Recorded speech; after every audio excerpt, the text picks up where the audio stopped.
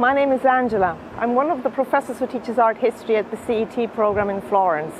The course I usually teach is Italian Renaissance art and architecture. That's my favorite course, to be honest, for a very simple reason. About 30 to 40% of our classes are on site. So, of course, we have classes in the classroom. So we do have our slideshows. We do have your readings to do. But then we're out there. I take you to museums. I take you to churches. I take you to squares. I take you to palazzi. I show you, how rich Florentines lived, around the 14th century, beginning of the 15th century. What did it mean to live in a city like this at the time? But I also take you, to very, very specific places like the one that you see behind me.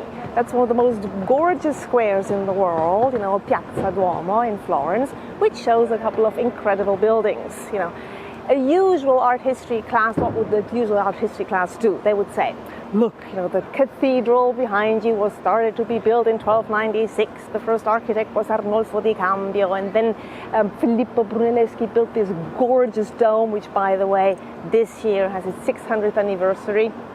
They would say, and the building on my right-hand side that I'm pointing at right now is the baptistry. The Florentines were baptized until the 1960s. But the difference between something like this, names and dates, and facts, even though very interesting, is that you're going to go inside. You experience the space, the experiences, the size of those buildings, because, for instance, the cathedral behind me is the fourth biggest church in the world.